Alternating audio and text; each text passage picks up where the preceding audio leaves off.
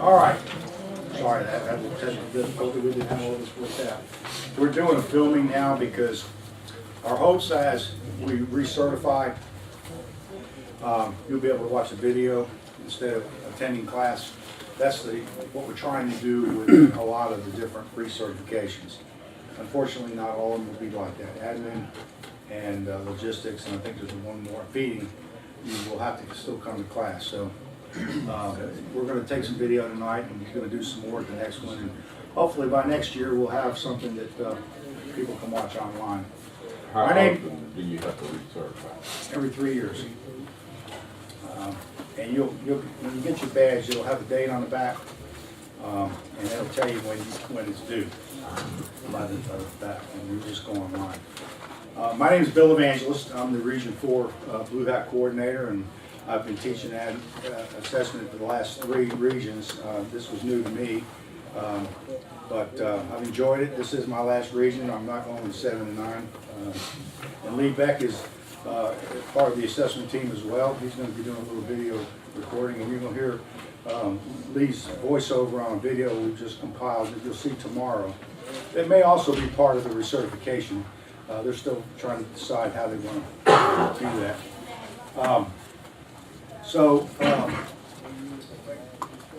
You've all got a handbook. You've also got some literature inside. The forms that are in there, if you've got them filled out, you can turn them in tonight. If not, bring them in the morning. It's a data sheet so that if we have a disaster, we try to go to the area and call the assessors that are in that area. It just makes more sense than pulling people from across the state or whatever. So this is just going into a database so that you all know where you're going. I guess with that said, is everybody filling them out? I see a lot of them filling out. Let me put something up here just to help you know where you're, well, not where you live, but what region you're in. You may not know what region you're in. There's a map in the book. There is a map? Yeah. Yeah, you're right. I forgot I put that in there. So yeah, you can look at that map. I was going to put it up there since you've got it. So yeah, if you want to take a minute to do that, then we'll get that out of the way. Give that other young lady a chance to get back. You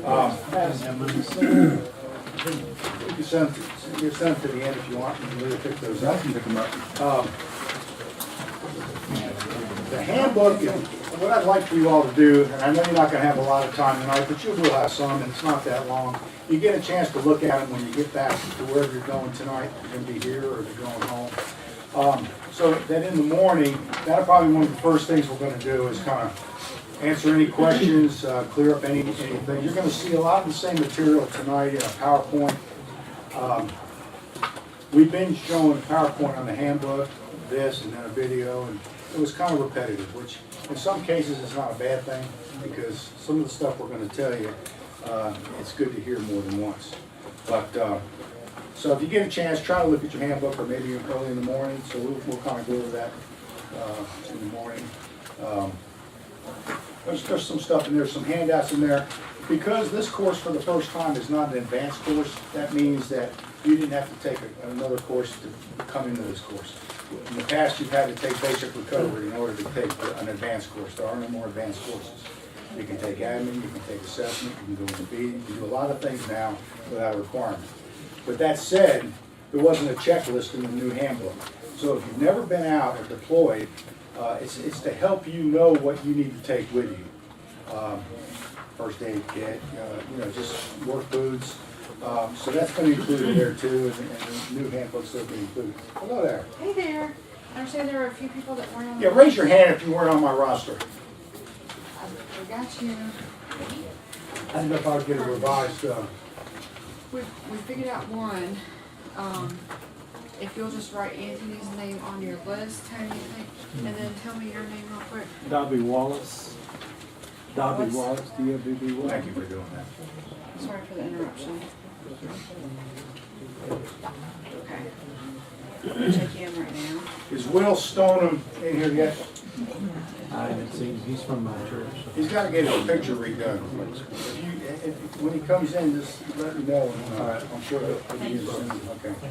They got everybody squared away now? Yes, thanks. Okay, thanks. So anyway, the map you're seeing in there is of the different regions. You're in region 5 here, but you may not be in this region. A lot of people come from other regions, and that's why we want to kind of know. So if there's a disaster, we're going to try to call assessors that live in that area first, and then we'll go outside the area. So that's the reason for this information. All right. So the checklist is in there. That was going to be part of the new printing of the new manuals. Lee, whenever you get a chance, you can pick some of these up. Yeah, I think a lot of them up, but I'll get the rest of them whenever everybody's finished. All right, so we're going to get started. This is PowerPoint, an assessment PowerPoint. We're going to review it, and I'm going to stop. If there's a question, stop me and we'll answer the question. If not, we'll at some point pause and I'll ask any more questions. Later in this PowerPoint, there's some pictures that are going to be important, and I'm going to ask for some participation there to see what you're seeing. And based on what you already will learn, what kind of dangers or hazards are being set. So here we go. What is damage assessment? It's the evaluation of the work that's been requested by survivors. And some people call them victims, some people call them homeowners. We like to call them survivors because they've survived a disaster. So typically they have come to request some aid. Sometimes we canvass the areas before they've had a chance to come into our site, and we do it in the field. In most cases, they come into our disaster recovery site, or they call in. They find out about us through various means. As an assessor, you're the homeowner's advocate. You're the first contact in most cases that they see face to face.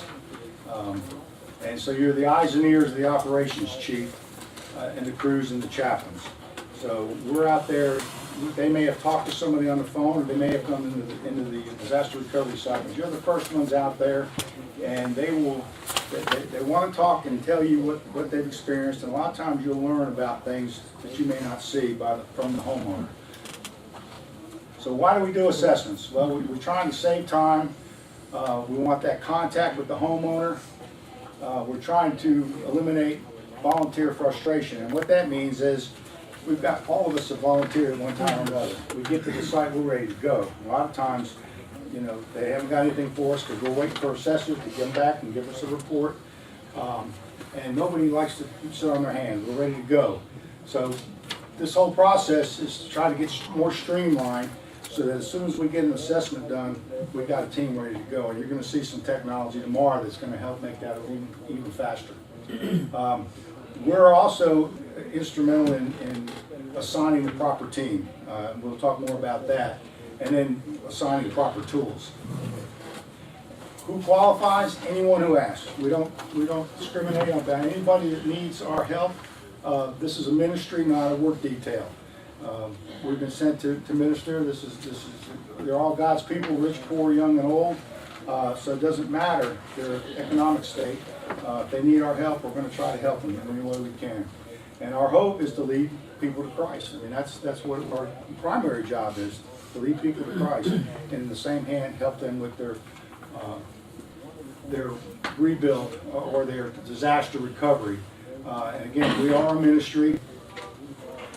We want to get as much information as we can. Now, again, I told you, sometimes we will generate the initial contact, and we'll be getting name and address and contact information. But sometimes that's provided to us, and we're going out to an address. You still want to get as much information, not only personal information about contacts, but information about what you're going out there to do, and that's the system. Never make promises. You will see this multiple times, because this is very important. And you have to kind of be careful what you tell people. I mean, our intent is to be compassionate, to try to be the light that these people are needing, because, if you've ever been in this circumstance, they're homeless in many cases because their home's been flooded. They can't stay in the home. They see most of their belongings flooded and will ultimately end up on the street. So it's easy to say, well, everything will be okay, we'll fix everything. Well, we can't promise that. We can't even promise that somebody's going to follow us. we're hopeful that somebody will come and at least eradicate the wet stuff in the house and try to minimize the mold. But rebuild is certainly not a given. And even though we do have a rebuild program going on there now, if it wasn't for FEMA, we wouldn't even be doing that. So you have to be careful what you tell people. Don't say, well, we might be able to do this or we might be able to do that, because they're going to remember the word after might. And now, you know, if it doesn't happen, they get disappointed again, or they suffer more depression. So again, that's something we're going to talk more about, but that's very important. Who can do assessments? Well, not everybody was trained in Florence. We have so many volunteers, but ultimately we like people that are trained, because the need during Florence was so great that we had to use volunteers for a lot of different things, admin, assessment. We just had such an overwhelming amount of things that had to be done. But in training, you learn more and get more insight to the way it needs to be done properly than people that are just thrown out there, or maybe have gone with somebody that didn't have much experience. So we want you trained. We also want you to have dependable transportation. First, you got to get to where you're going, and we don't. You know, I've been deployed all over the country, so you're usually going on a road trip. And then once you get there, we typically want you to use your vehicle to do assessment, unless you're perhaps riding with someone else. As you'll see, the next item is to preferably have at least one partner. It can be a husband-wife team. It could be two people going out. A lot of times it's an assessor and a chaplain, which is a good pair, because the chaplain can meet their spiritual needs while we're trying to assess the damage. Whether you're with a chaplain or not, we're always going to pray with the survivor. Before we leave, we ask them if there's anything we can pray for. Obviously, they need prayer if they've been through a disaster. So preferably a team. I've been out by myself a lot, and during Florence, we had a lot going out by themselves. Again, you just have to meet the need at the time. So transportation-wise, you may be riding with someone else, or you may be the driver. A lot of times, if you're in an area you don't know, you need a navigator, because you've got an address, but you really don't know where you're going, so somebody's kind of navigating for you. I always tried to find somebody local to go with me. Might have been a church member at the host church, and they knew how to get around. They knew a lot of the people we were seeing, but that's not always possible. Minimum 4-day commitment. That's a perfect case scenario. Sometimes it's not possible. Sometimes you can stay longer than 4 days, but you know, it's not something you can really get a lot done in a day, especially if you travel a long distance to get there. But again, you go when you can go for as long as you can go. This goes back to that list. I think the list I gave you has got more stuff on it, but uniform. A lot of people don't realize this, but if you are here for the first time, you were given a hat, you were given a shirt, and if you don't already have it, you'll get a badge. That's your uniform. When you're out representing the Baptist men, or mission, I'm sorry, that's your uniform. You need your badge for identification, and if you notice when you get your badge, if you don't already have one, it says to verify. There's a phone number down there. So if somebody sees you and they want to verify who you really are, they can call a phone number. Your picture's on there.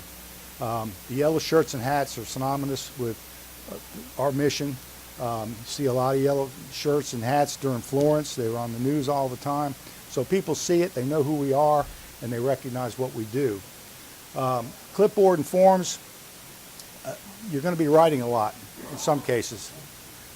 We have a tablet program I'm going to show you that may substitute some of that, but most of the time you're not going to be using that tablet. You're probably going to be doing it longhand, and there's some forms in there as well. So you need something to write on. The little metal clipboards or the plastic ones, somewhere you can store forms, and you can also write on. Extra paper, notepads, pencils, you know, just stuff that you're going to need to be able to write. Surveyor's marking tape. A lot of times you're out there marking a particular tree that's going to be cut, or you're marking a wellhead or something that, you know, the crews going behind you are going to have to know, and we'll talk more about that too. A tape measure is essential. A measuring wheel is nice, but you can also pace something off and get an approximation as to the distance, and you'll see why that's going to be important. Hard hat and safety glasses, definitely safety glasses. A hard hat can be very useful, especially if there's some tree hanging around. not everybody I see use hard hat, but obviously if you've got one, that's great to take. Excuse me. Small tarp or plastic. We kind of want you to, if there's a crawl space, we want you to look under there. You don't have to crawl under there, but we want you to at least get to the door and shine a light, get a bright enough light where you can see. If there was flooding damage, there could be a water heater under there, it could be an air handling unit. You get to see if there's insulation on the ground. All you're doing is reporting. That's what assessors are doing. They're going out and getting a picture of what's there and putting that on a form so that the work crews or the site coordinator can see what's going to be required. Because they're going to get a crew that can do what you're seeing to go out there and take care of it. So to get back to the tarp, plastic, I think that's why that's on that list. So if you're leaning down on wet ground, you want something under you. So a piece of plastic, a pair of knee pads, a piece of cardboard, anything just to keep yourself dry. Again, remember during flooding what was floating around out there. It could have been everything, and you don't want to be contaminated. But there's some other gear we'll talk about in a little while. Water and snacks. Dehydration is important to keep yourself hydrated, and don't assume you're going to be able to find a McDonald's or somewhere to get lunch, because a lot of the times when we have a disaster, there's nowhere to eat. When you go to a site, they're going to usually feed you breakfast, and they'll have sandwich material for you to take out with you. Always make sure you got something to eat and some water or something to drink. Gloves and boots are given. Sneakers are not good to wear. Some people like to argue about that, but if you've been on a disaster site, you might have nails, glass, all kinds of stuff that could go through a sneaker. So I recommend hard shoes. They don't have to be boots, but something that, you know, will stop a nail from going through it. Gloves, certainly. You know, again, you got to protect yourself in this environment with gloves, eye protection, Tyvek suits, which is kind of a disposable jumpsuit, because you may be associated with mold, getting around, moving around inside of a house. You don't want to get yourself contaminated. So again, we'll talk more about that later on. Hammer and nails. You may be nailing something up to identify something on a house or a note leaving to somebody. So it's good to have just a basic toolbox on your truck or car. A good flashlight, or maybe two flashlights in case the first one gives out. Because you need to be able to look under a house. You may be dark in the house. You may have to look in a closet. You may have to look up into an attic. Again, you don't have to access all these areas. If you've got a good light, you can see those areas and identify possible issues. Duct tape would probably be good. It's good for everything. I can't think of something right off the top of my head that you would use it for, but you know, it's good to have. Cell phone is pretty much a given these days for several reasons. A way to call, take pictures. I mean, I take pictures of just about everything, even just to remember how something looked.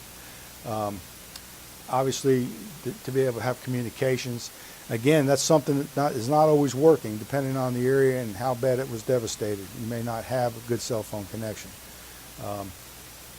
Digital camera, in lieu of maybe a cell phone, a way to take pictures. Pictures tell a lot of things. Sometimes you can't explain the damage, but you can show a picture that will explain it. And what our job is as assessors is to go out there and get this information, and then once we get back to the site, either sit down with a site coordinator, it might be a primary assessor, and explain what you've seen so that we can give it to the right crew to go out and take care of it. You'll see why there are different levels of crews when we get to that. A laptop, sure, that could be helpful as well. Depends on, you know, what your skill levels are there. Bibles and tracts, they're usually available at the site. We encourage people to take out Bibles, pray with the survivors, ask them if they have a Bible. If they don't, try to give them one, and maybe that'll lead them to know our Lord.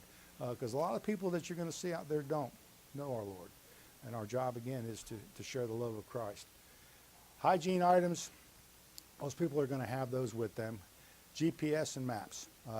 Sometimes if you're out of town, the local area will have at least one big map at the site, so you can kind of see where you're going, get a feel for it. They may have some you can take out.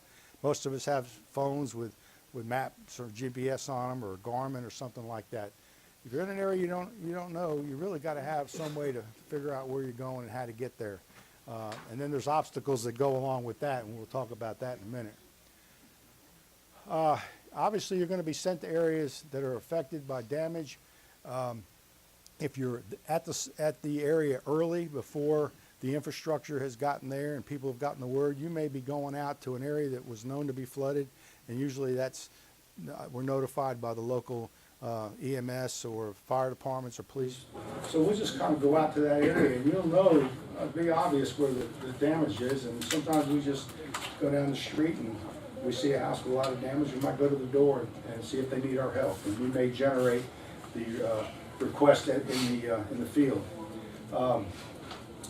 So you want to know where you're going. Obviously, if you're being deployed, if they're giving you the form at the site, you're going to have the addresses there. You may want to also go outside a known area, because they may say, well, this one street, we know there was damage. Well, you may want to look at the streets on either side of that, see if that damage extended into that area. Because again, depending on when you get to a site, you may be one of the first ones. You may be bringing back a lot of information about what's going on. You may not have that available to you. This is something we started doing. It was helpful in keeping people from crossing back and forth over in the same area.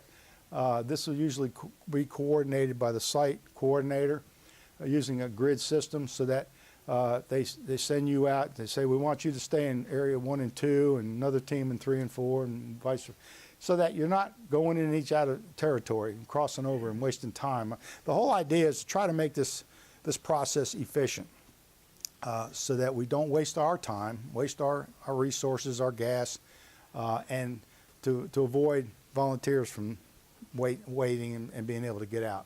So this is something you may see. You may not see it all the time, but you will see it in some places. All right, so the types of damages we're typically going to see. Wind and tree damage, trees on roof.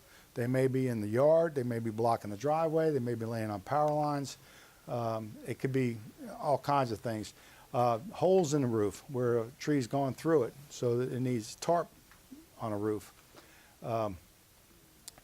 Fallen trees on the ground or overhead, and then of course water, flood damage. These are some of the things that we'll be looking for when we go out. Are there trees on the roof? Do you see holes in the roof?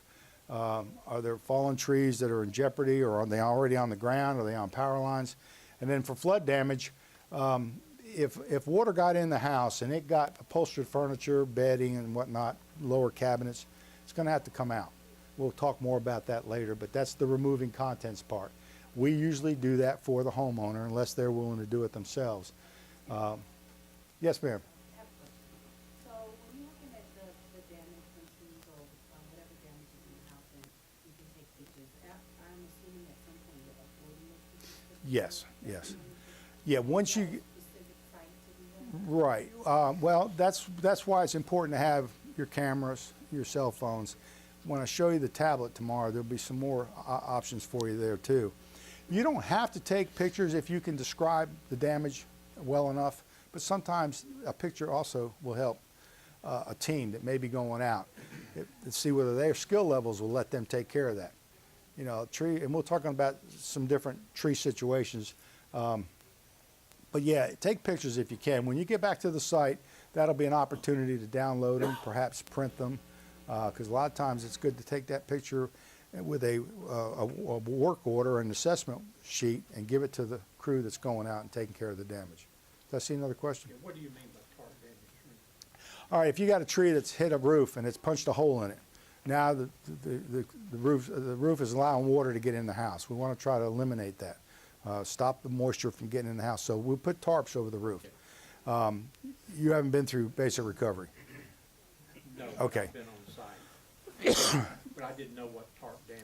Yeah, that's what it means. That's part of recovery.